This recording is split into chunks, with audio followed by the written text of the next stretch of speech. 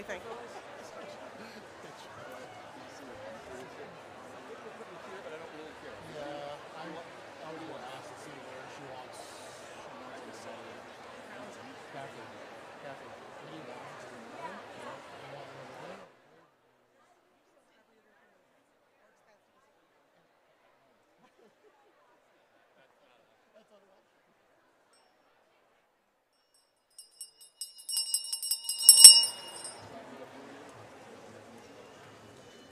Good morning. Welcome to the celebration of our graduating class of 2025, the 159th class to graduate from Noble and Greenough School.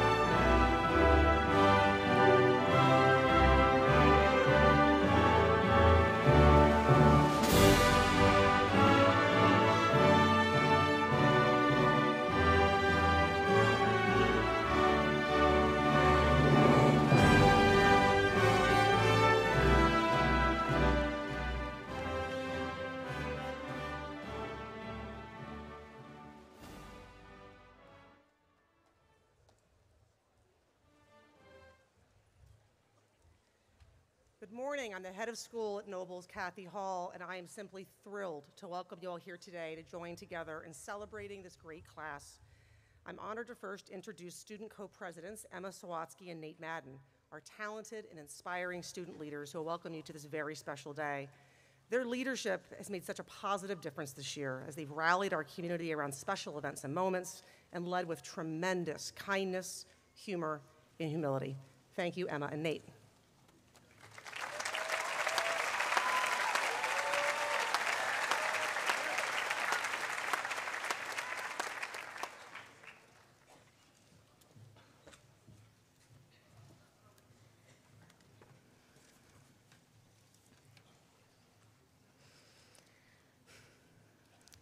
Families and friends, students and faculty, alumni, trustees, good morning. On behalf of the class of 2025, thank you for joining us as we bid farewell to a place we've learned to call home. Welcome to graduation.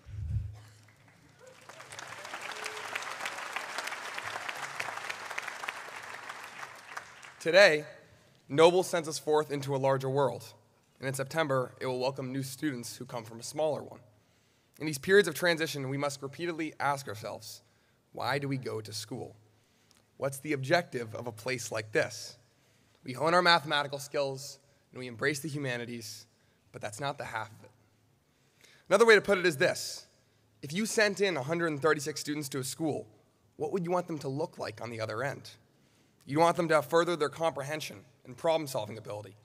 You want them to have built relationships with their teachers, to have failed, succeeded, failed again, and grown. Above all, you want them to have discovered more about who they actually are and how they're going to change the world for the better. If you were ever so optimistic and aspirational, you'd want them to look like the class of 2025, a shining example of why the world will always need places like Noble's. We've taught each other what it means to stand for something bigger than ourselves. We committed to a set of ideals, and more importantly, we demonstrated them.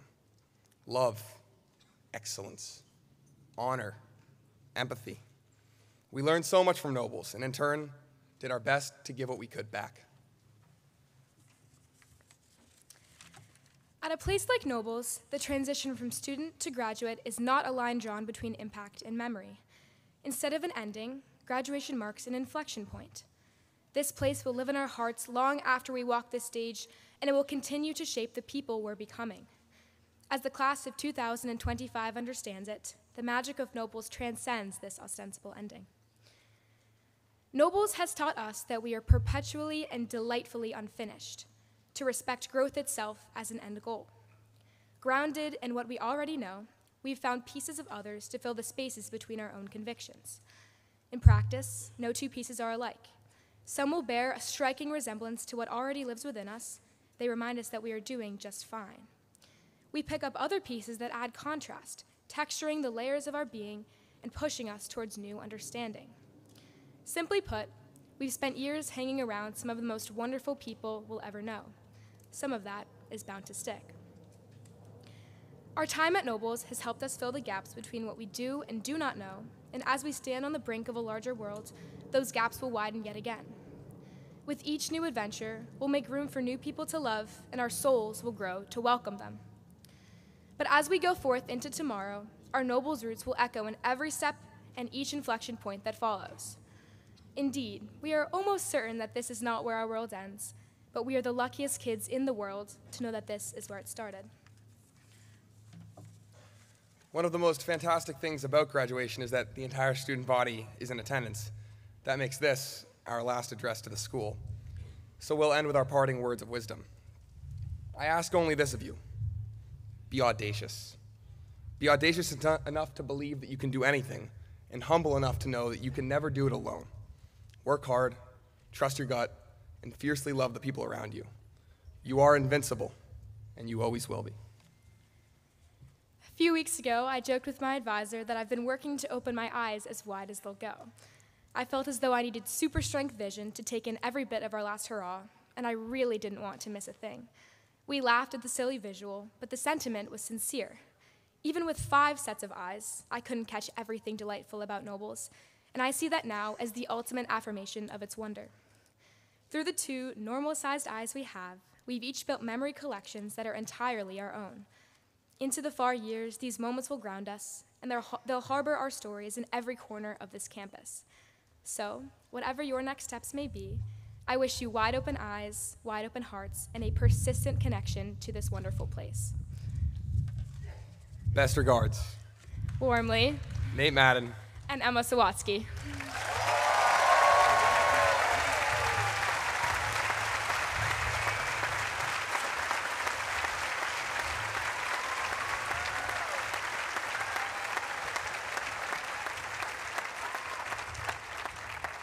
Thank you, Nate and Emma. Last night, we honored some of our Class 1 students at our awards ceremony. Please stand when I read your name and remain standing, and please hold your applause until the end. The Alumni Prize for Excellence in History to Claire Struzieri. The GL Bridge Award for Excellence in Ceramics, Olivia Charity. The Shalito Cup for Excellence in Photography to Tyler Lisco. The Scudder Medal for Excellence in Fine Arts to Eva Yu. The Bramhall Bridge Art Purchase Prizes to Jordan Julian, Zachary Middlestat, Lainey Mead, Allison Park, Gavin Richard, William Eckford, and Rory Taylor. The Sheldon Prize for Excellence in Science to Arav Santhanam and Derek Jin. The Greenough Prizes for Excellence in Mathematics to Neil Burmeister and Shelley Tang. The Sergeant Dixwell Medal for Excellence in Latin to Avery Winder. The Computer Science Prize to Noah Bronner. The Little Memorial Essay Award for Creative Writing to Eva Yu. The Little Memorial Essay Award for Literary Analysis to Caitlin Shee. The Wiswell Prize for Excellence in English to Annabelle Abdullah. The Volkman Medal for Excellence in Modern Language to Jonas Zatlin-Weiner and Emma Sawatsky. The Sidney L. Eaton Prize for Excellence in Theater to Christian Hess. The Peter Kearns and Williams Warren 77 Prize for Excellence in Technical Theater to Noah Bronner. The Nathaniel C. Nash 69 Award for Journalism, Eli Shotland. The Grandin Wise Award for Community Service to Aiden Alshon and Valerie Lane. The Reginald Davidson Music Prize to William Eckford and Arav Senthanam. The Dance Prize to Kai Neal. The Edward L. Bond Jr. 58 Memorial Prize to Zach O'Connell. The Trustees Prize for Scholarship to Shelley Tang.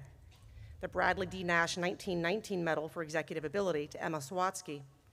The ISL Excellence Award to Emerson Madura and Jonas Zatlin-Weiner. The Davis Cup for Sportsmanship to Will Chasen and Annie Spring. The Noble Shield for Most Respected Student Athletes to Kyle O'Leary and Caroline McCullough. The Public Speaking Award to Nina Rosa.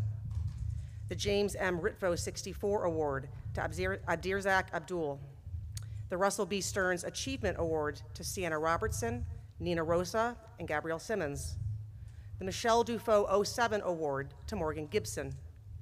The Class of 98 Award, which was just awarded a few minutes ago in Assembly, to Raquel Frankel. The Garrett Smith Miller Medal to Colin Kenny. The Edward Stone Gleason Award for Academic Excellence to Chittibum Chukwu. The Head of School Prizes to Nate Madden and Brooke Johnstone. Please join me in giving these amazing students a round of applause.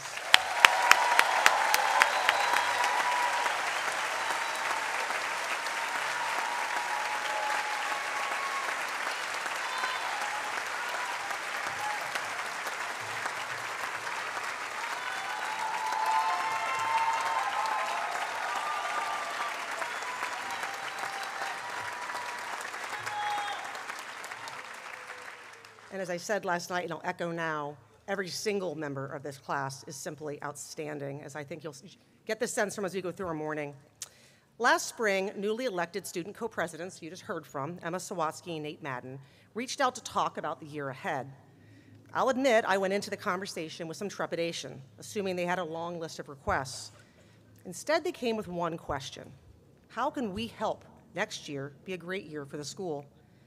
I left our meeting last spring knowing that the school year would be a special one, and the senior class would play a role in leading our school culture forward in inspiring ways. During orientation last September, the class of 2025 spent a day together deciding on a class mantra, ultimately coalescing around build our own castle. Well, yes, it's true that only a school with an actual castle can have that motto. As members of the class of 2025, I hope you draw great pride in knowing how much you've done to invest in our school culture and community, our castle. and that your imprint will be enduring, both as individuals and collectively as a class.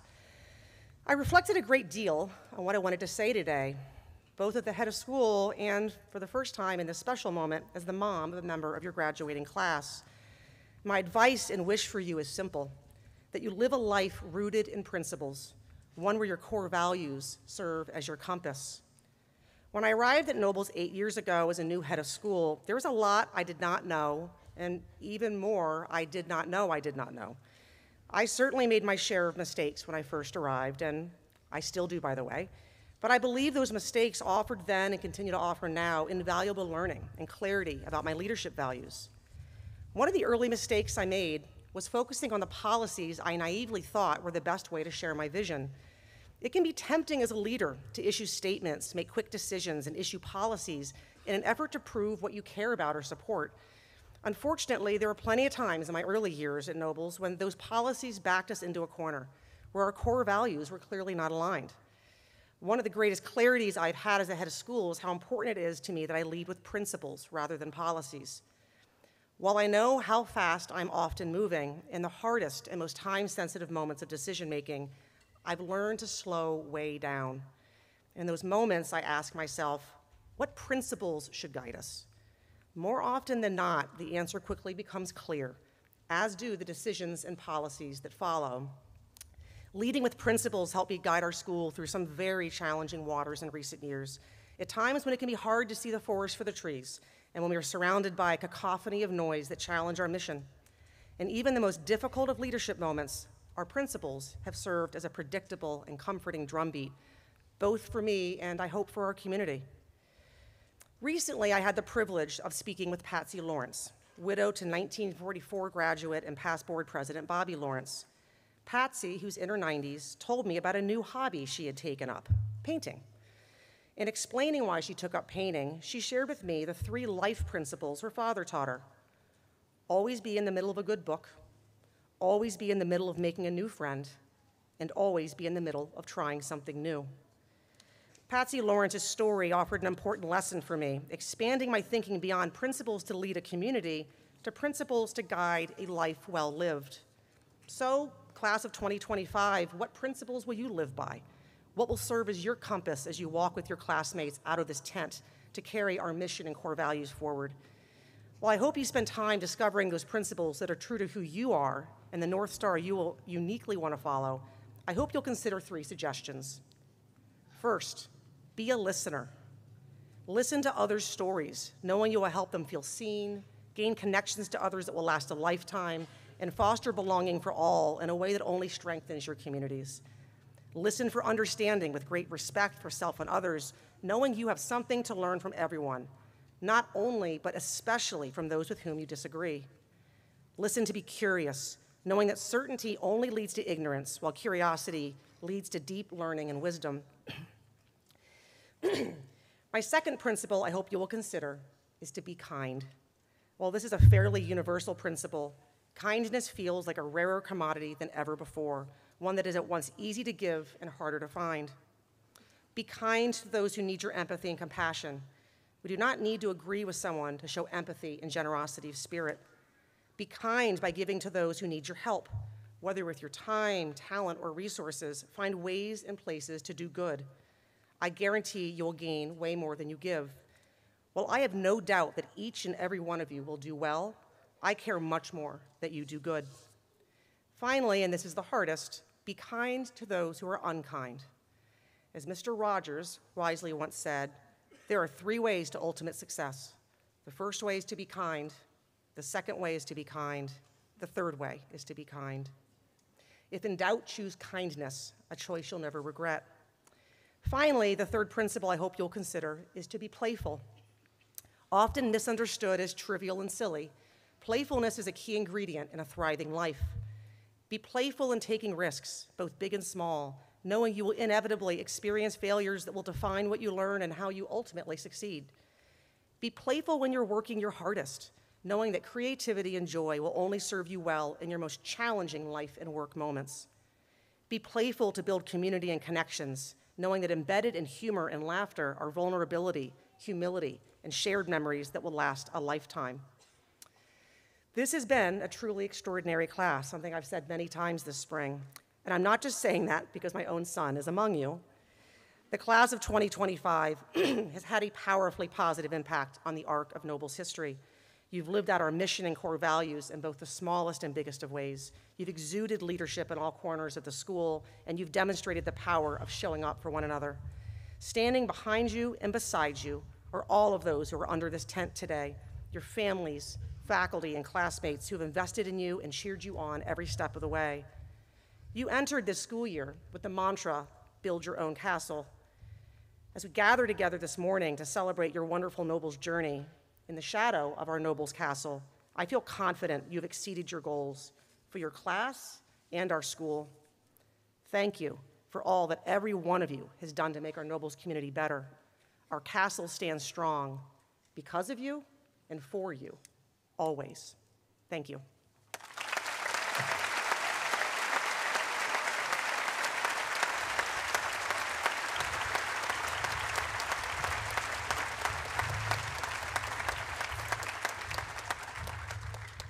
We are next going to hear a beautiful rendition of our school song, Noble and Strong, by our first class ensemble.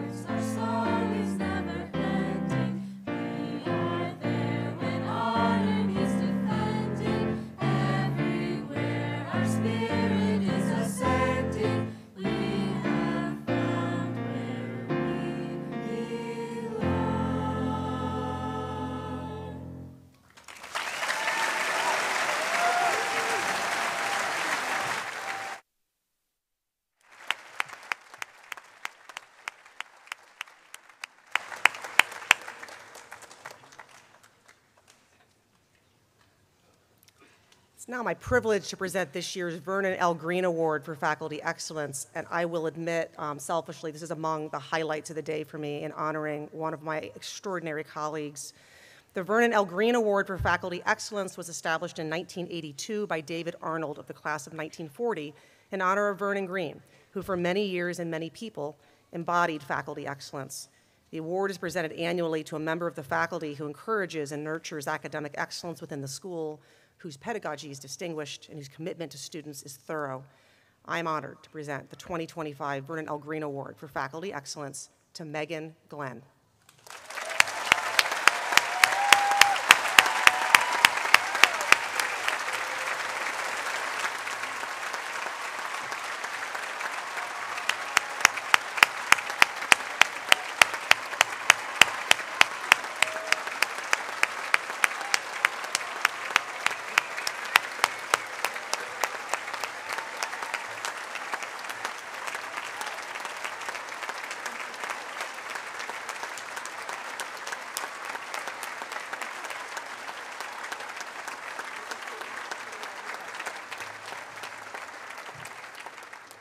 So now's the awkward part for Megan, where she has to stand here while I say all kinds of amazing things about her, but it's well worth it. Since she joined Nobles in 2011, Megan Glenn has made a deep and lasting impact on our community. Ms. Glenn exudes passion for the classics and for the craft of teaching. She is in very rare company and having taught almost every single grade level and almost every Latin course we offer. Whether she's teaching 60s or seniors, she brings the same dedication to her discipline and her students. Her commitment to Latin is matched by her commitment to growth and is seeking ways to continue to iterate and improve.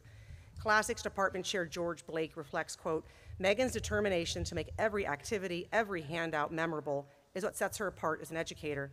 These extra steps inspire students, help them to connect with the language, and see the playfulness in the discipline.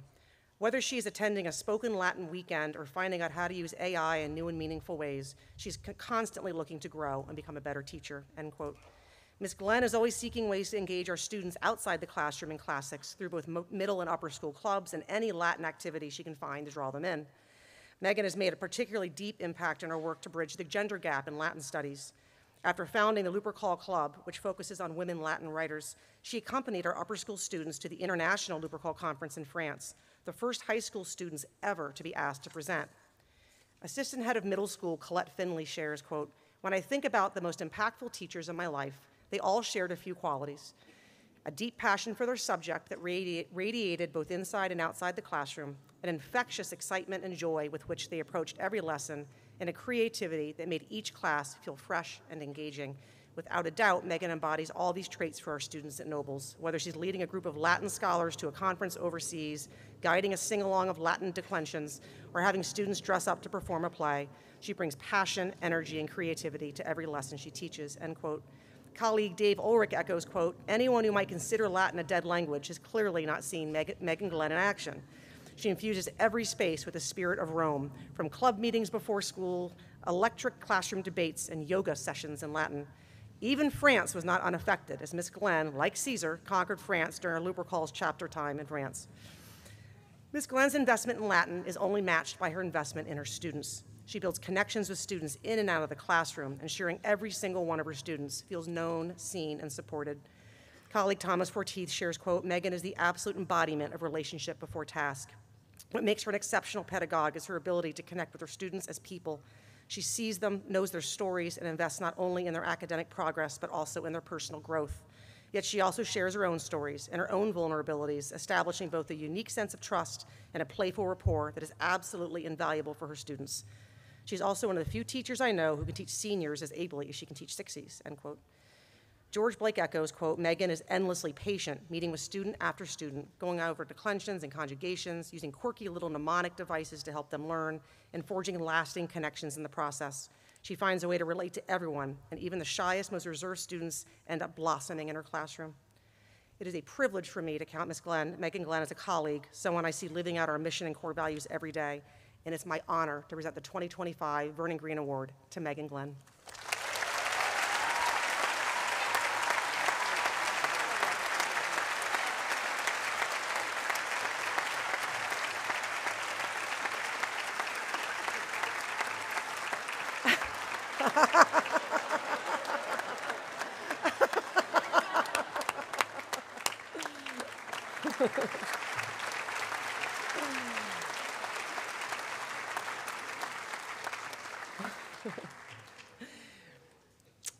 Every spring, Class 1 students elect a faculty graduation speaker.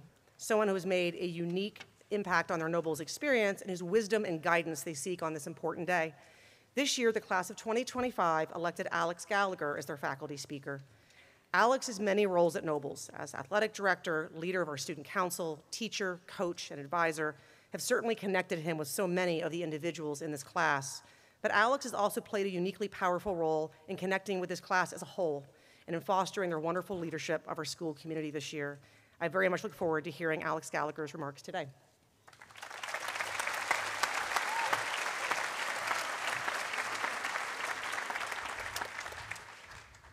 Good morning, everyone. I stand here today overwhelmed by both humility and gratitude. I'm humbled to represent my amazing colleagues and grateful to the class of 2025 for giving me this opportunity. When Dr. Hall announced that I was selected as a speaker, I got some very kind notes from faculty and staff members, and each had a consistent message. What an honor to be selected, especially by this class. This class has had an outstanding year, and they achieved this by keeping things simple. They were good to each other, they showed up for each other, they bought into the new mission and core principles of this school, and in turn, their efforts created a ripple effect that has impacted the entire student body, the faculty, and the staff. Today, I'll attempt to follow their lead by focusing on topics that are simple in theory, but far more challenging in practice: respect, love, unity, and legacy. My mom died decades ago, and I've attempted to keep her memory alive by sharing stories about her. I'm the oldest of 6 kids, and we grew up in a house with very few rules. But those rules were followed, or there were consequences. My siblings would agree that the #1 rule in our house was that you always said 3 things: please, thank you, and I love you. When you forgot to use those words, I would describe her teaching method as one of shock and awe. If you were at a restaurant with her and you forgot a please or a thank you, it would often result in a piece of silverware flying across the table, or her yelling at you at the top of her lungs, "Who the bleep do you think you are?" Waiters, waitresses, cashiers, and others would look on in horror as we sheepishly acknowledged our mistake and apologized. If you dared to head out to school in the morning without saying love you to every family member, she would humiliate you at the bus stop by tracking you down in her oversized silk nightgown and white furry boots to demand that you hustle back inside to fix your mistake. My mom hammered these lessons daily because her real goal was to teach us that we weren't better than anyone else and no one else was better than us. She expected us to be decent and grateful no matter what we might face in life.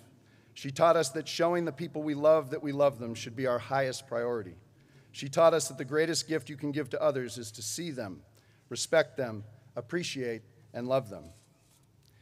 Thanks to the Excel program, my home away from home has become Rwanda.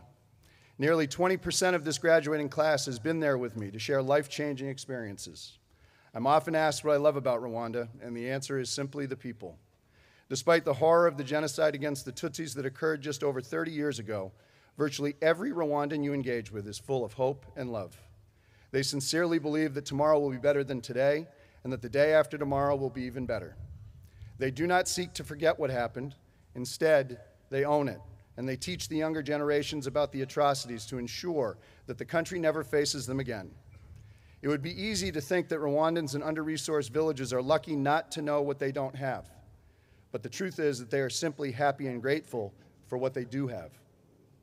One of the most special people I've met there is Eric Kabayona, who works at the Agahoza Shalom Youth Village, an independent high school for 600 of the nation's most high-achieving orphans and vulnerable youth. Eric was one of the only members of his family to survive the genocide. The evil he witnessed firsthand is haunting, but Eric is one of the most giving and loving people I have ever known. Several years ago, he shared his story with me of the weeks, months, and years following the genocide. He talked about making the conscious decision to live a life led by love. He felt it was the most potent force he could bring to the world to combat the hate that had devastated his beloved country. He also introduced me to a word that rallied the nation, Turakumwe, which means we are one, in Kinyarwanda. To save a nation, the country's citizens shed themselves of descriptors like Hutu and Tutsi and move forward as one people. They would simply be Rwandans. In the most desperate of times, they chose to survive and heal together rather than die alone. There are lots of examples in the world right now that exemplify the power of hate and divisiveness. But Rwanda's recovery is proof that there is no greater force in the world than love and togetherness. The mindset of Turakumwe is a defining characteristic of the class of 25. Since my first meeting with their incredible SLC leadership, it has been clear that this class was focused intensely and profoundly on legacy. Their number one goal was to lead together. They understood that leadership comes in countless forms, but they knew if they created space for everyone to find their voice, the power of this class could lift a school. They were right, and their work is a model for future Nobles classes to follow. My reminder today, though, is that legacy isn't about a year. It's about a life. The journalist and now friend to Nobles, David Brooks, talks about the power of living life focused on eulogy virtues instead of resume virtues. He understands the utility of resume virtues, but he feels they fall short when compared to the virtues that will define your life at the end of your life. Eulogy virtues are about your impact on others. After Pope Francis passed away, my amazing wife Liza shared one of his quotes in our family chat. Pope Francis said, "Rivers do not drink their own water, trees do not eat their own fruit. The sun does not shine on itself, and flowers do not spread their fragrance for themselves. Living for others is a rule of nature. We are all born to help each other. Life is good when you are happy, but much better when others are happy because of you." This class has had an enormous impact on those of us gathered here today. But imagine the effect that the 136 members of this class will have in the years to come. Your courage to lead and desire to do good will send an immeasurable wave throughout society. We are proud of you today. Make us even prouder in 10 years, 20 years, and 50 years. That will be the true legacy of the class of 2025. Moments from now, you will become graduates of Noble and Greenough School. I sat on this field 35 years ago to the day, almost, and celebrated the same milestone. Short of being a Gallagher, there are few things in my life I am prouder of than being a small part of this school's tremendous history. So what are my parting words of advice, graduate to graduate? Model respect and decency by always remembering to say please and thank you. Make sure that the people you love know that you love them by telling them and showing them whenever possible. Remember the message of Turakumwe, we are one, and the overwhelming power of togetherness. Finally, prioritize eulogy virtues, and remember that your life will be at its most fulfilled when others are happy because of your impact on them. When people leave the MAC, they see the sign above the door that says, "Never done." As you depart campus today, please keep that image in your hearts, because I promise you that our work with you, our love for you, and our commitment to you are truly never done. It's time for you to go. You're ready? Be phenomenal. Do good. Congratulations.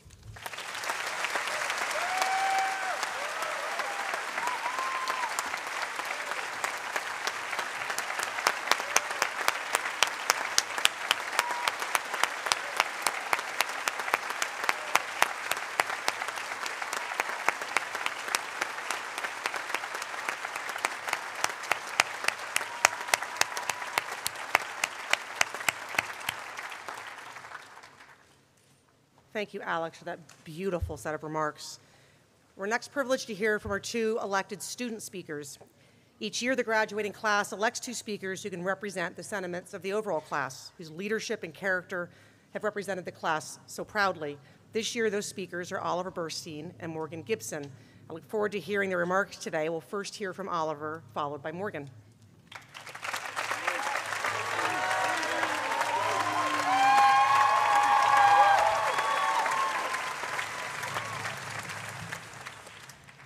Good morning, everybody.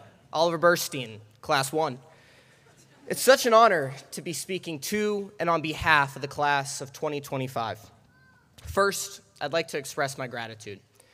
Thank you to the trustees. The student body appreciates that you're behind the scenes, guiding the school's vision. Thank you to Dr. Hall and the administration for never being complacent with Noble's exceptionalism, but tirelessly driving to make the Noble's journey even better for us and for future classes.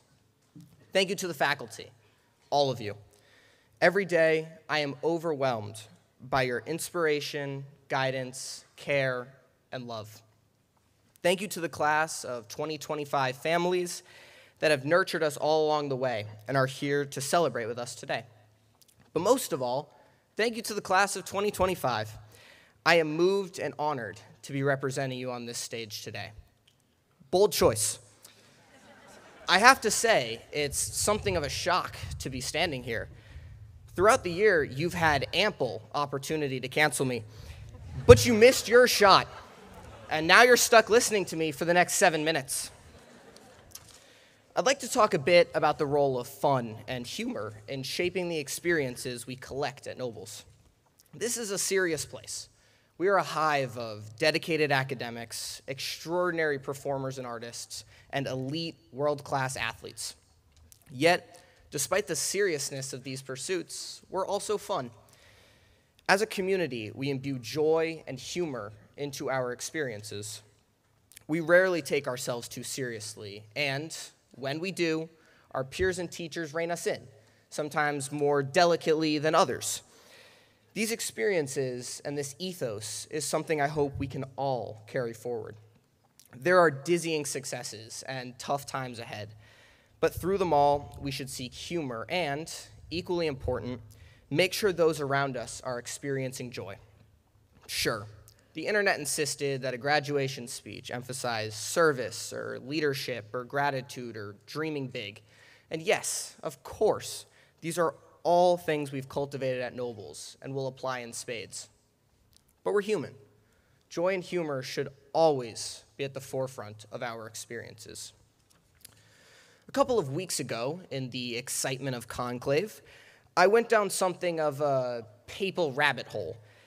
In reading about both Pope Leo and Pope Francis before him, I found it notable that they've both emphasized the importance of joy and humor in fostering connection and the power to unite people. And while I'm sure none of you thought you'd be listening to a Jewish kid from Boston finding inspiration from the pontiff, it resonated. Such connection is certainly present across the class of 2025. At senior sunrise last month, we gathered at Millennium Park. As the sun rose over the fields, track, and playgrounds, I was struck by how many of us reflected on our bond. We are as close-knit a cohort of 136 individuals as any class can be. I believe this is a function of our ability to have fun and be fun. However silly or serious the situation, there's always a certain playfulness, from bird calls in assembly to revelry in student sections at hockey games, often with tarps off. Apologies to Ms. Janecko and Mr. Gallagher. Our bond is rooted in the joyful experiences we've shared over the past 4 years. We all feel it on campus every day, and we feel it under this tent today. The humor we share is not only fuel for our togetherness, it's also a tool when times are tense.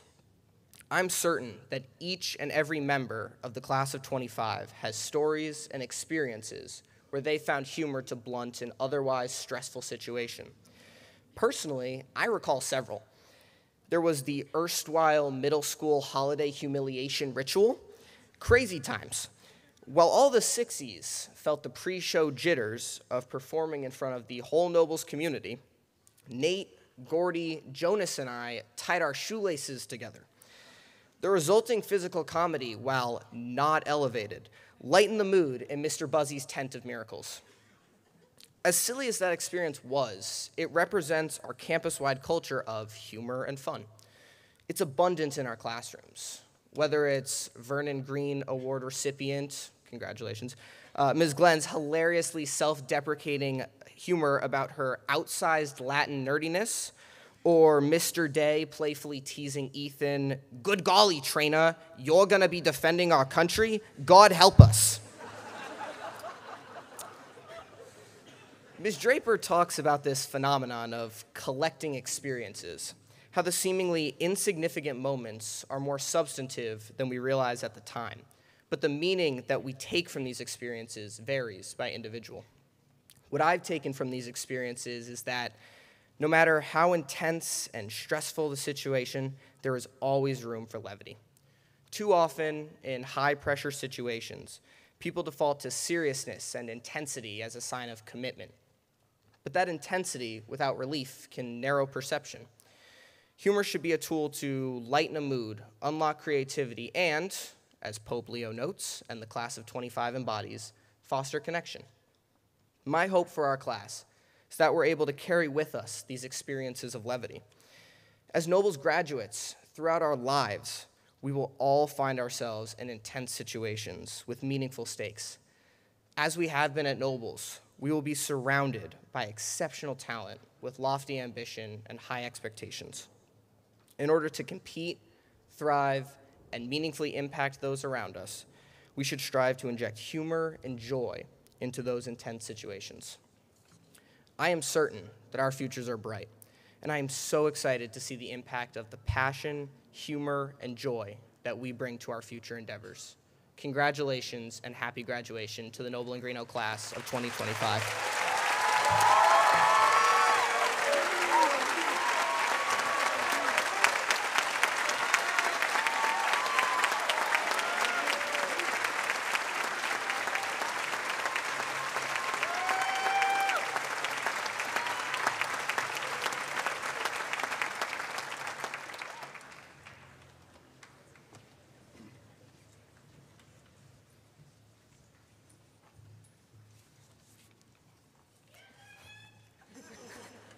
Good morning.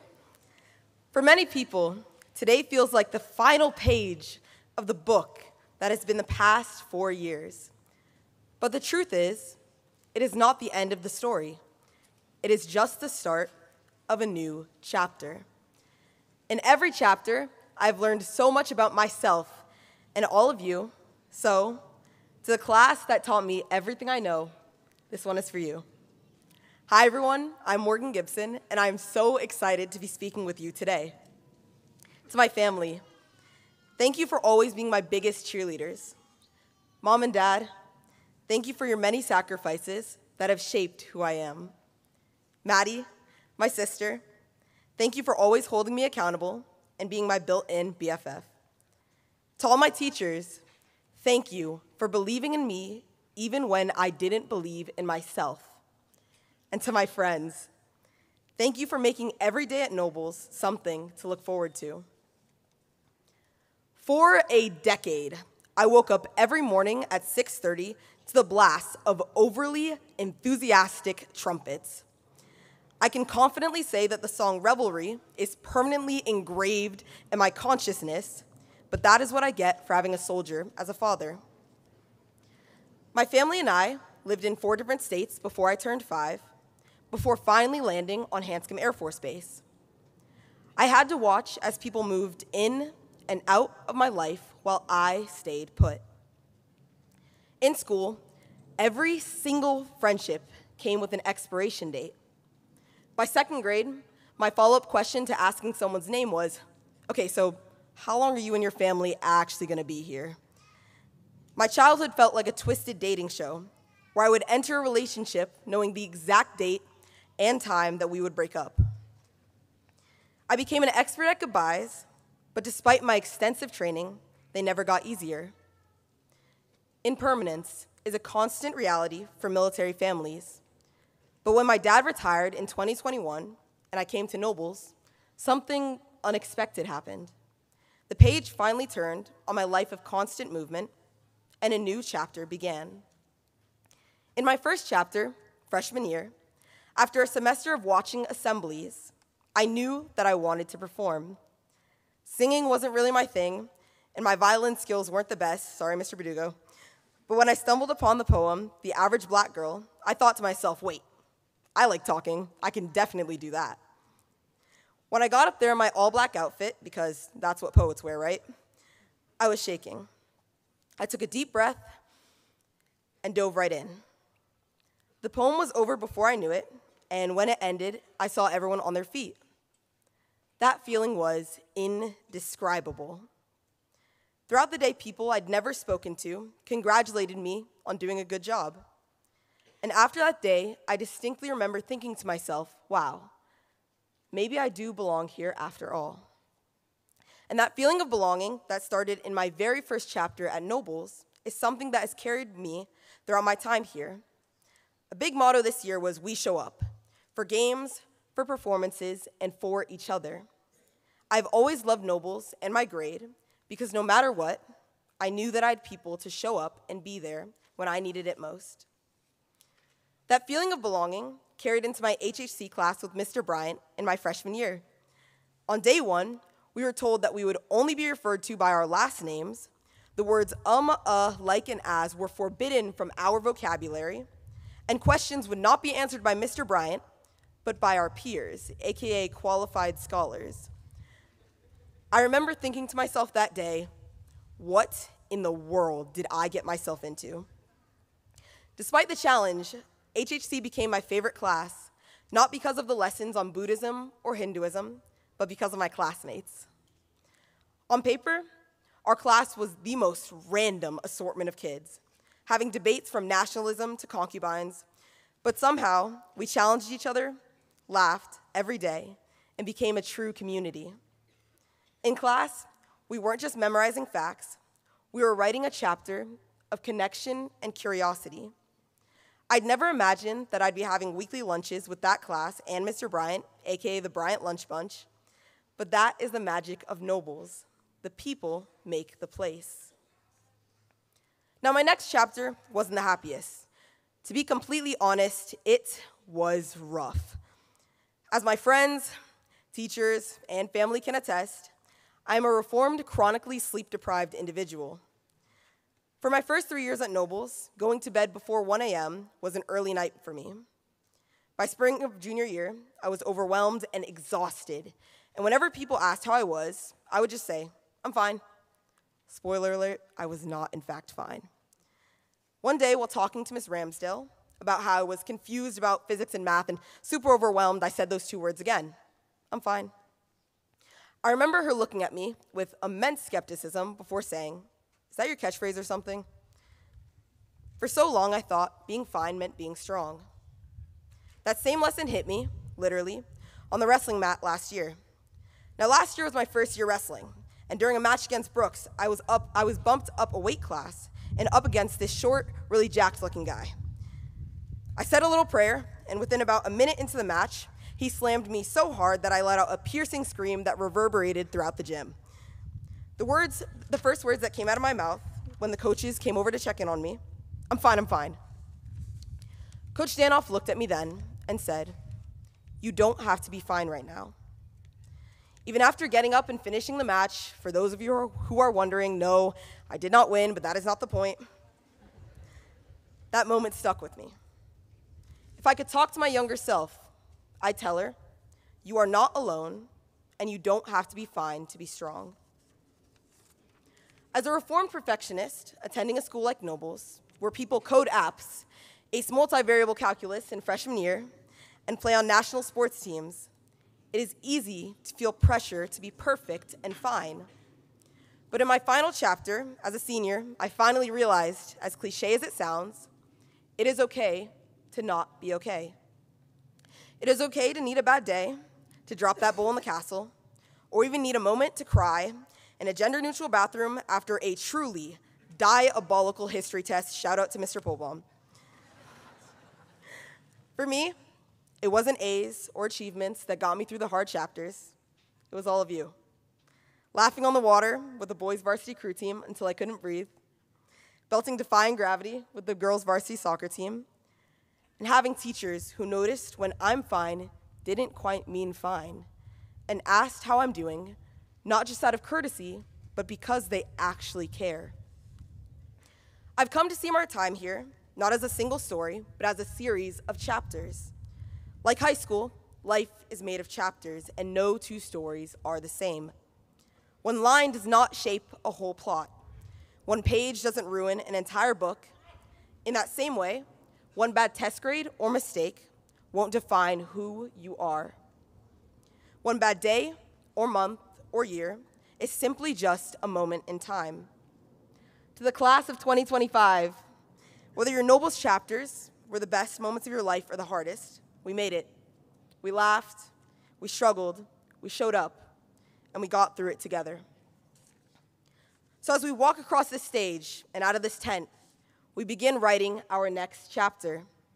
No matter where we go, These blue and white pages will always be a part of our story because they have shaped who we are. My hope for all of you in the next chapter is to try something new. Take care of yourself, leave space for those unexpected connections because they last. And finally, I challenge you, no, I dare you, to write your own story. We don't leave Nobles with a goodbye, but with a to be continued, because this was never the end. It was just another chapter. And the next one starts right now. Thank you.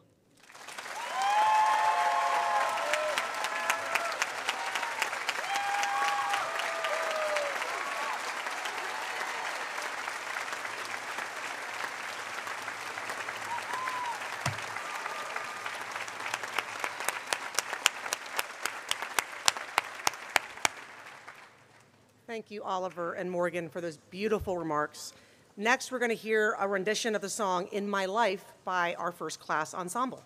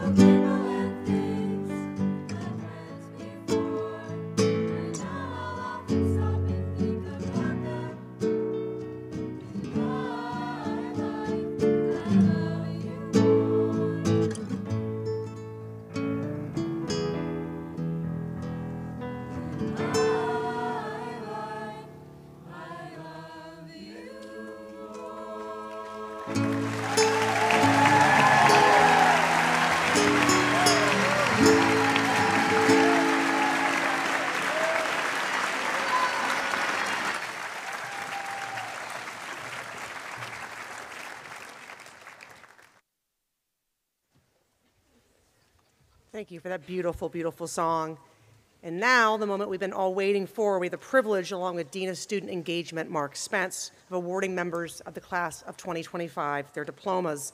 After receiving their diplomas, they'll be congratulated by President of the Board of Trustees, John Montgomery, Noble's class of 83, as they return to their seats. So here we go. Let's issue our diplomas to our amazing students.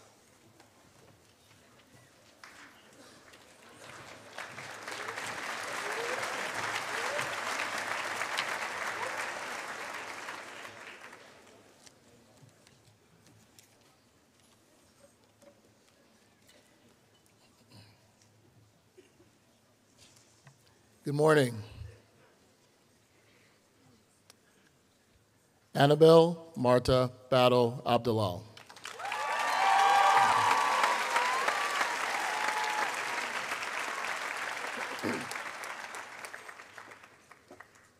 Abdirzak Deek Abdul.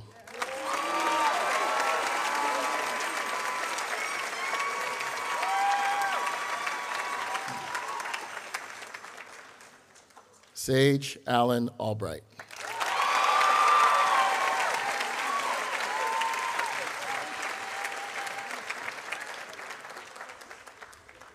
Aiden Jalal Alshan.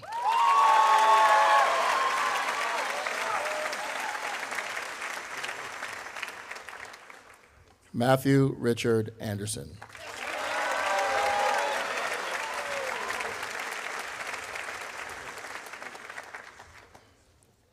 Emily Ann Andrews.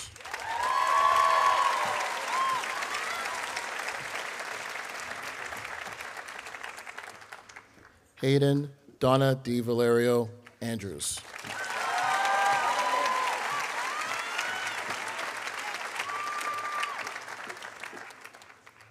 Tess Lee Batchelder.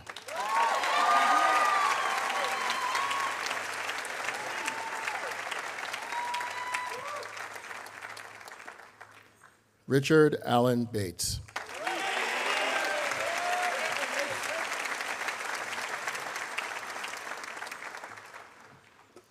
Thatcher Weld Bernstein.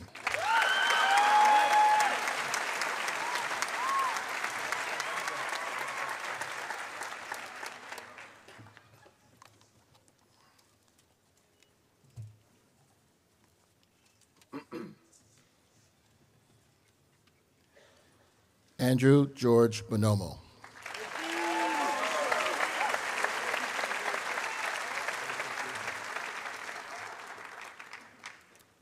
Noah Benjamin Bronner.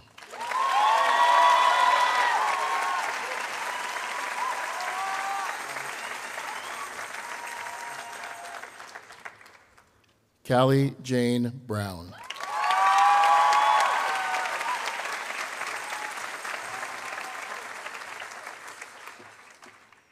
Nicholas Burks Brown.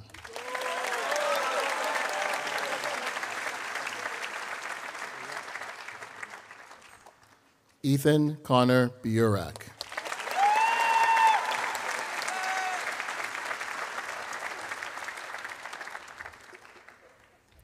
Neil Ibikin Burmeister.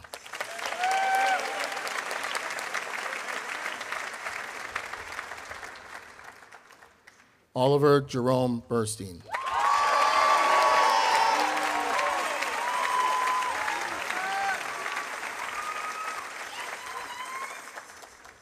Jameson Peter Callahan.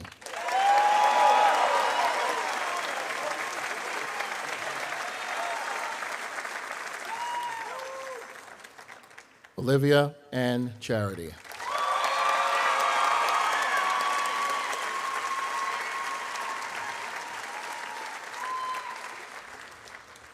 William Vincent Chasen.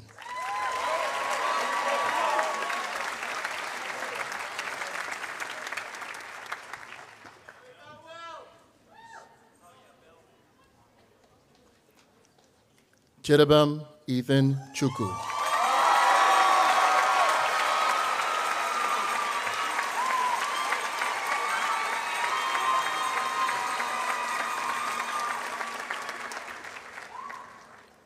Lily Alice Commander.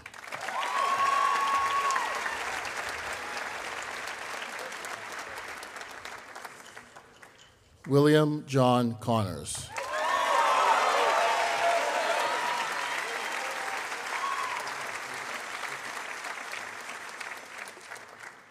Jasmine Elizabeth Lee Cooper Durba.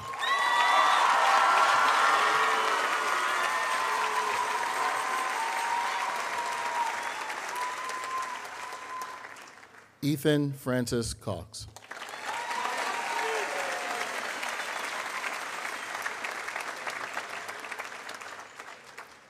Gordon Pitt Cromwell, Jr.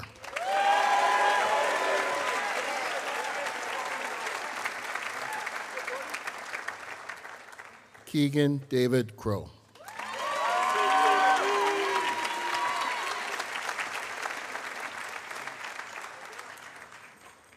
Dennis Robert Davidson.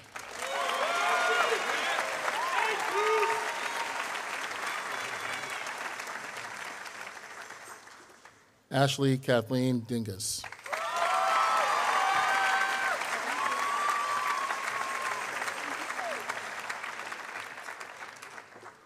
Oliver Sarab Donovan.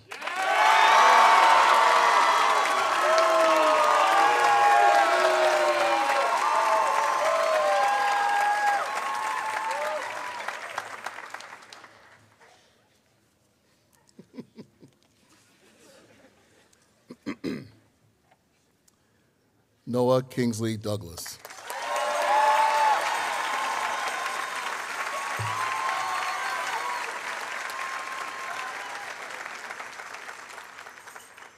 William Ryan Dunn.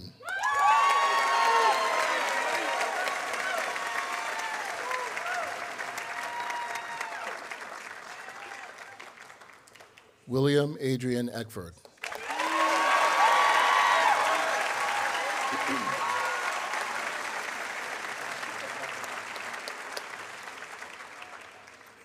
Mackenzie Hazel Ellis.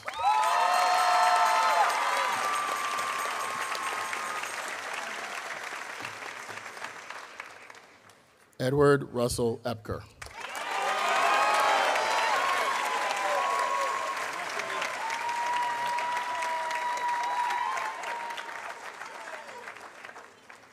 Axel Lutchman Fernando.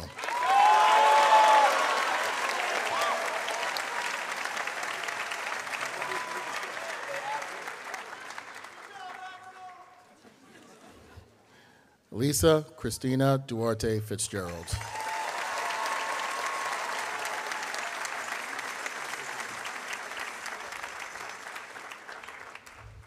Raquel Julia Frankel.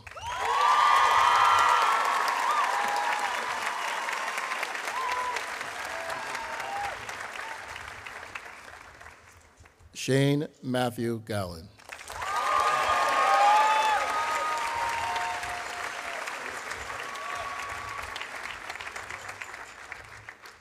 Tobias Eduardo Garametti Gald.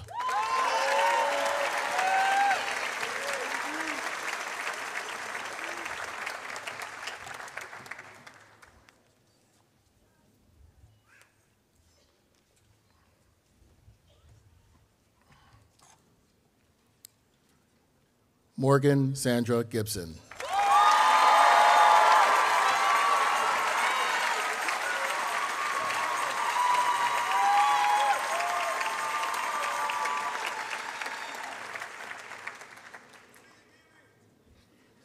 Olivia Reese Gohar.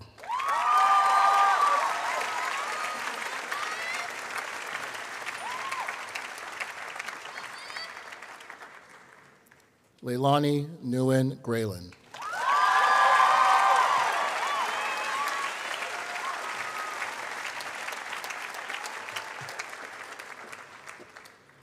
Sophia Grace Hahn.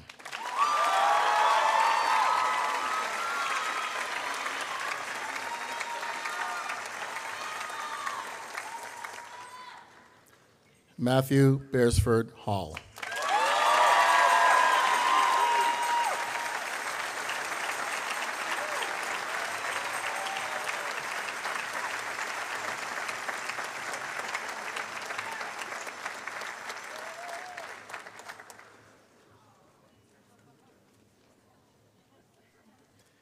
Catherine Jennifer Hamilton.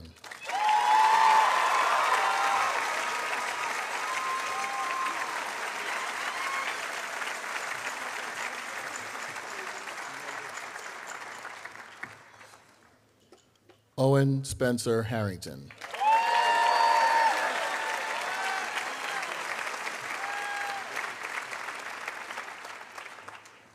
Jordan Robert Hayden.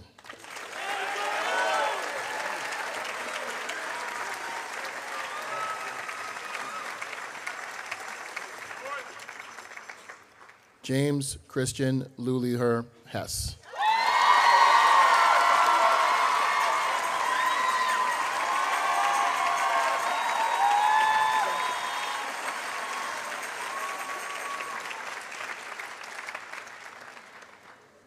Akil Sai Janapareddy.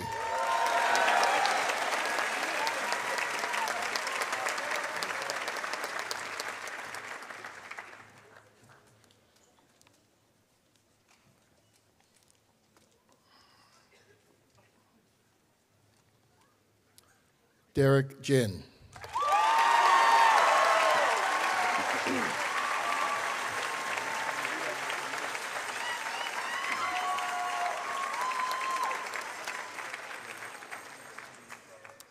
Brooke Elizabeth Johnstone.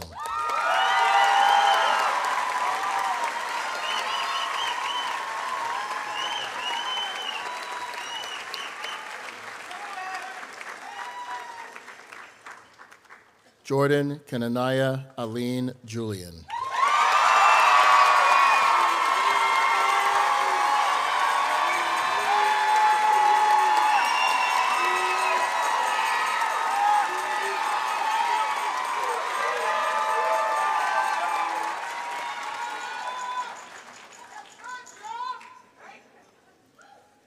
Drew Michael Kahn.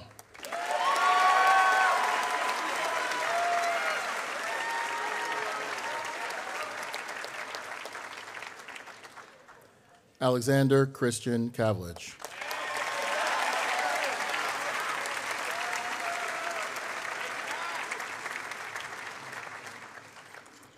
Josephine Jasmine Kelleher.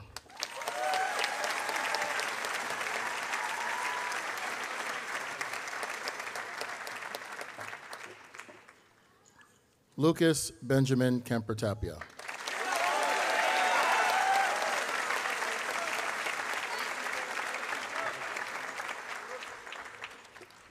Colin Fitzgerald Kenny.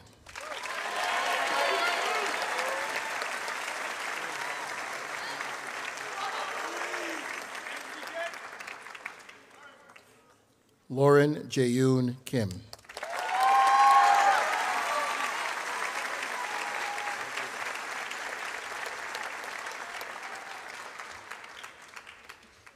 Sasha Sanaiko Clevens.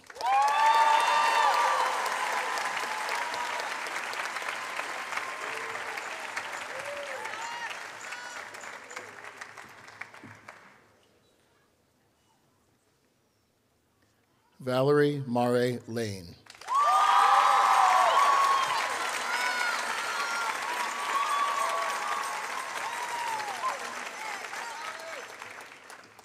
Hadley Emma Laughlin.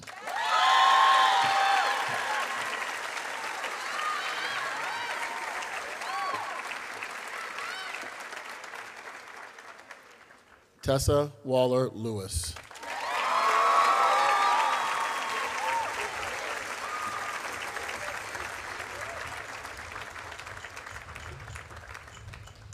Gavin Juewin Lin.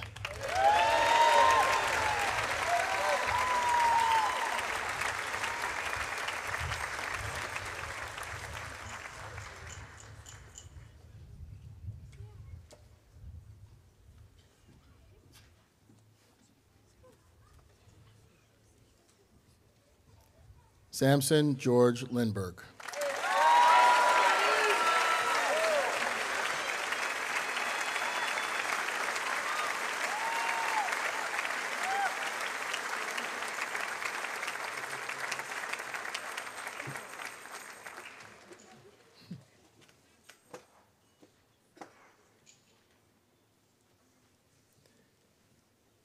Ann Piner Lopez.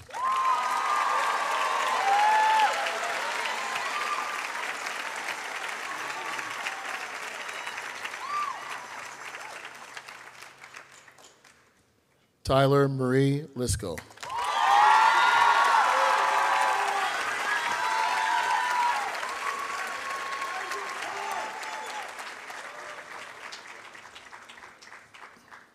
Theodore Baker McCausland, Jr.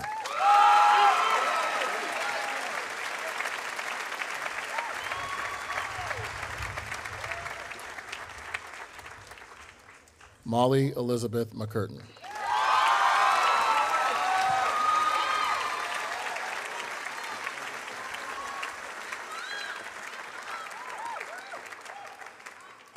Nathaniel Scott Madden.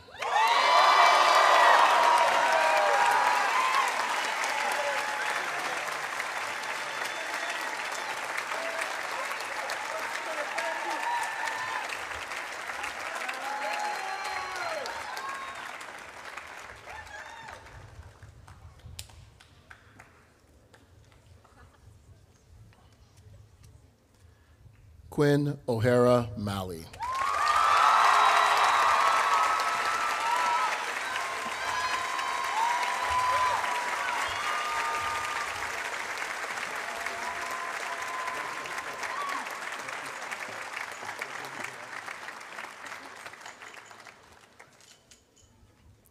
Luke Paul Maltasia.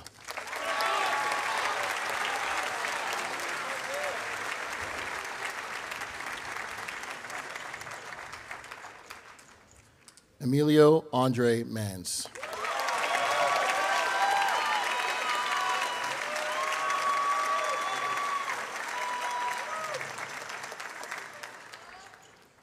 Altan Abid Marvi.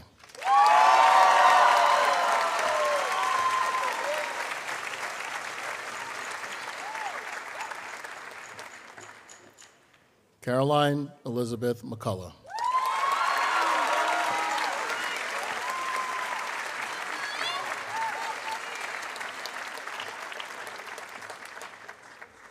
Kate Marin McLaughlin.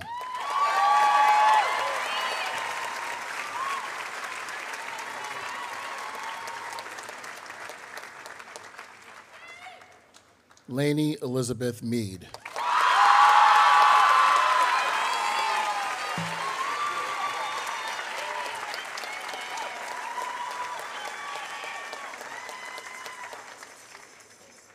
Krishnan Menon.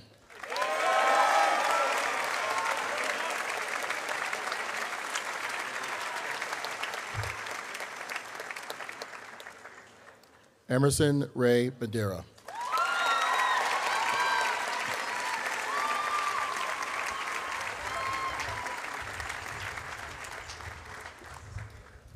Zachary Eric Middlestat.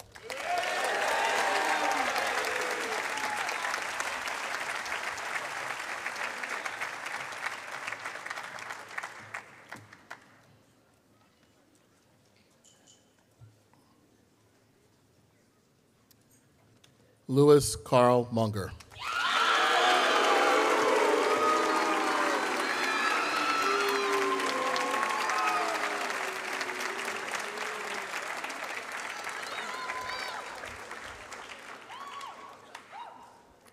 Benjamin Elliott Myers.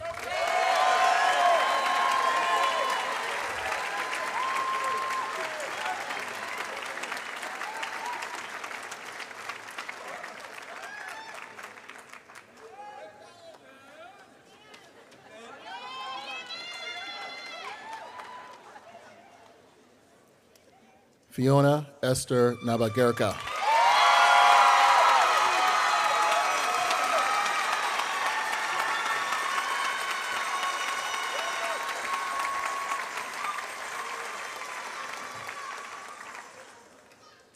Benjamin Sachio Nakata.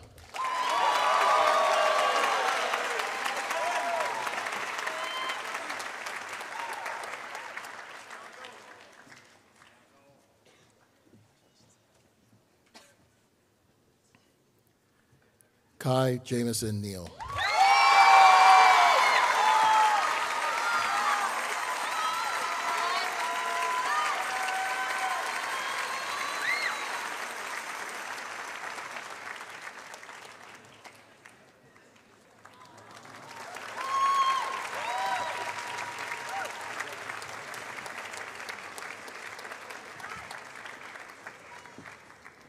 Nathaniel Lawrence Nozea.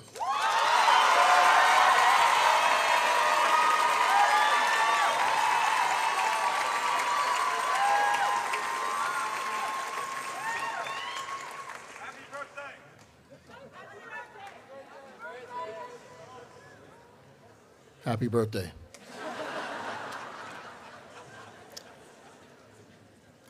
Zachary Joseph O'Connell.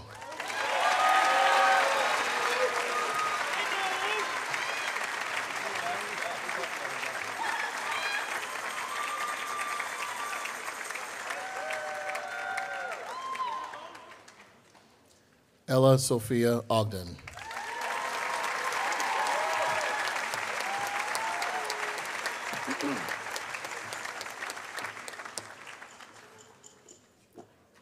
Kyle James O'Leary.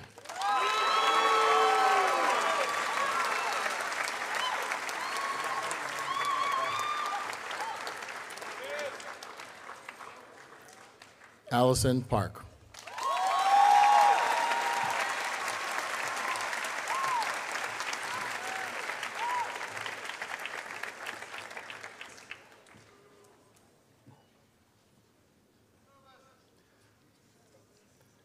Oscar Bache Parkinson.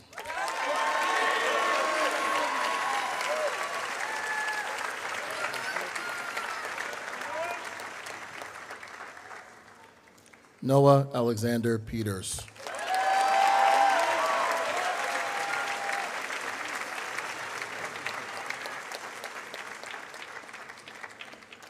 Christina Melin Pham.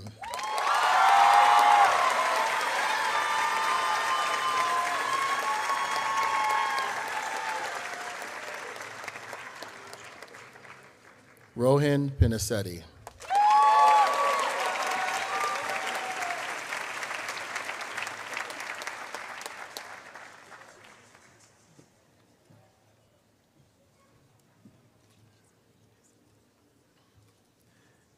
Gavin Oak Richard.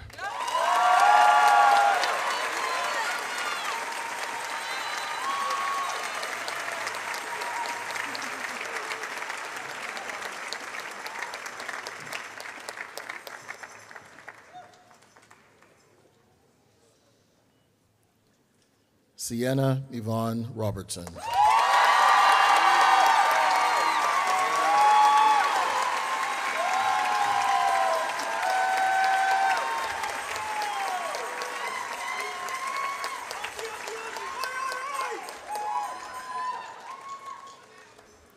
Nina Alani Rosa.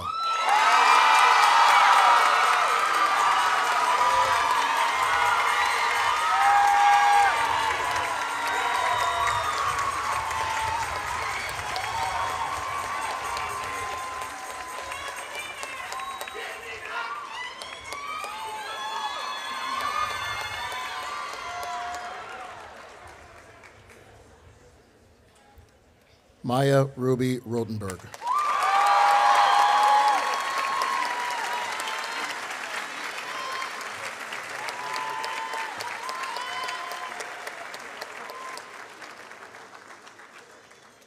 Peter Griffin Sacerdote.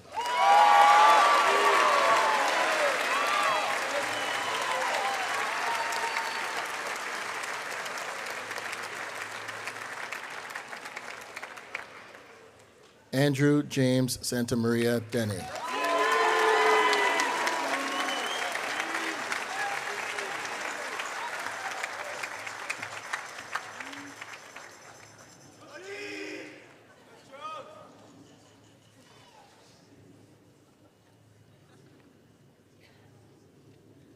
Arav Santanam.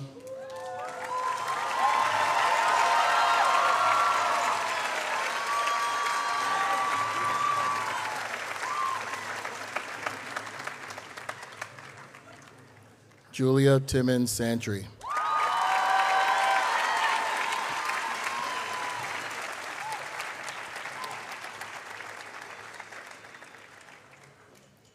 Emma Haddon Sawatsky.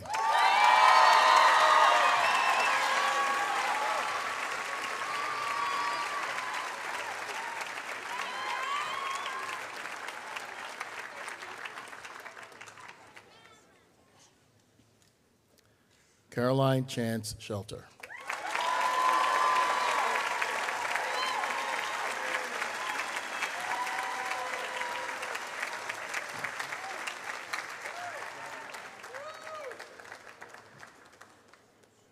Eliseos Stata Shotland.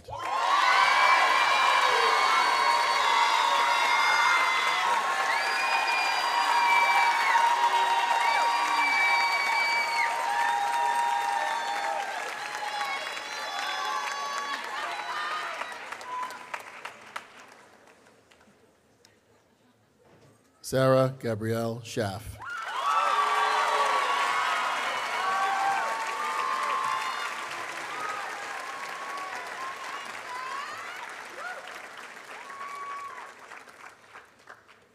Caitlin Ewell Shee.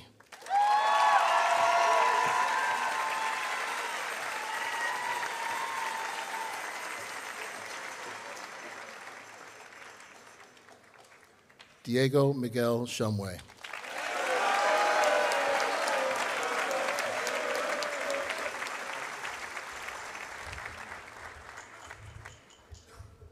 Gabrielle Anissa Simmons.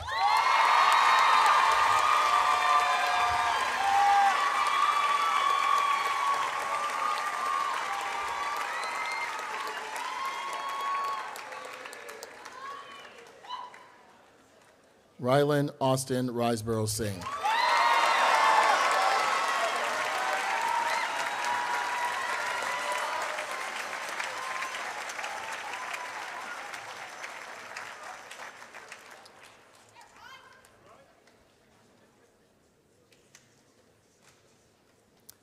Gemma Sukas.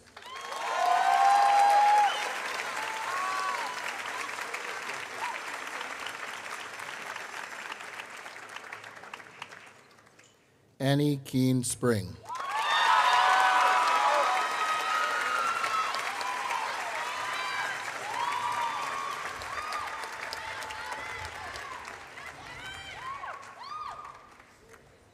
Alexander Emmett Stein.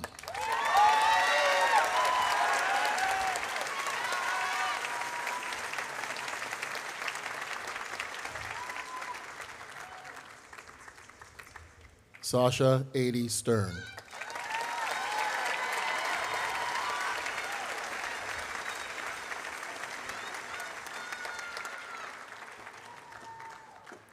Claire Beatrice Struzieri.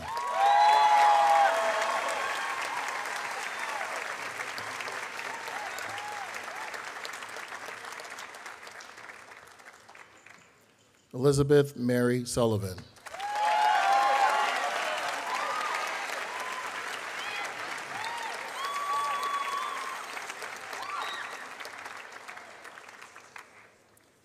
Shelley Tang.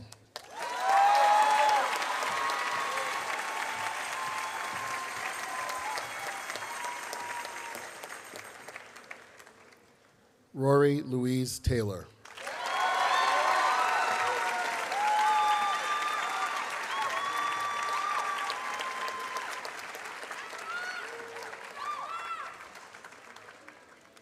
Jonathan Robert Tillin.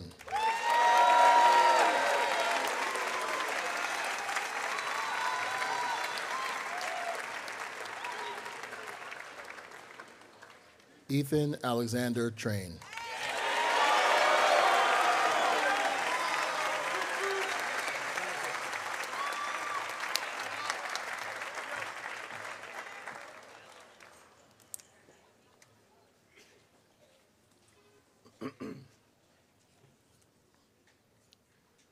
Brooke Janet Travis.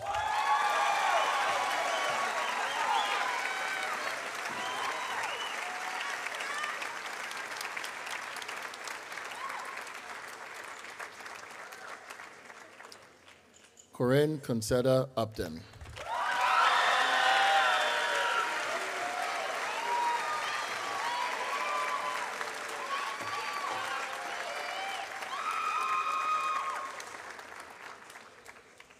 Lauren Vorneen Velasco O'Donovan.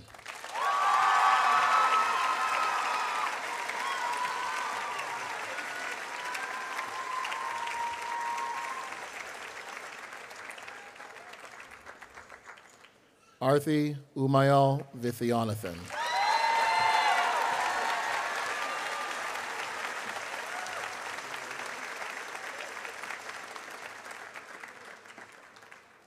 Charlotte Josephine Waldert.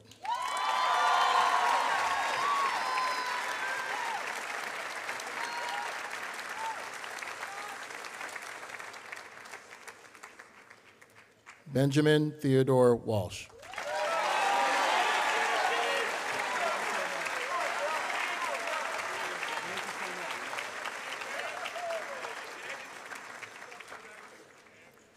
Sean Robert Watts.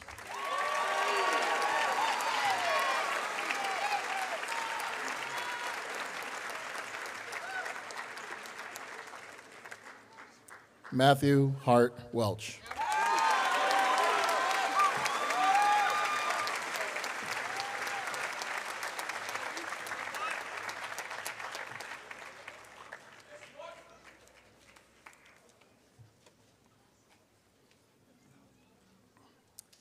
Avery Winder.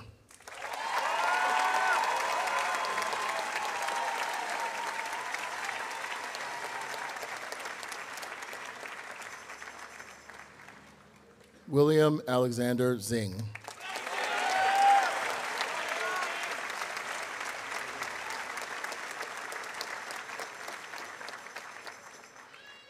Thomas Boatau Sue.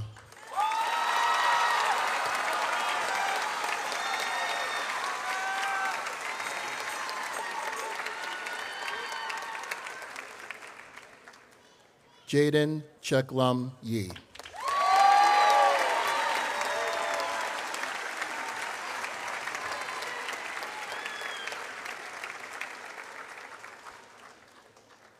Valeria Yepes Restrepo.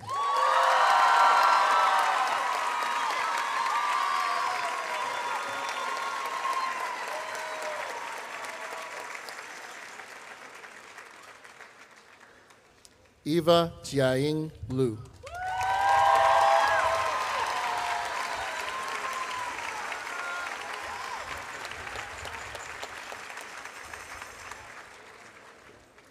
Angela Claire Yuan.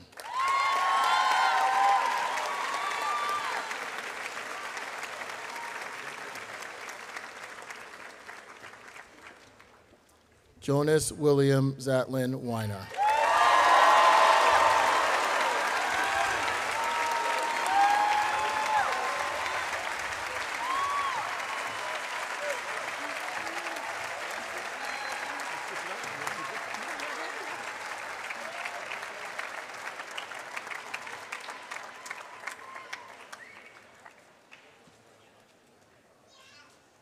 Give one more round of applause for all of our graduating seniors.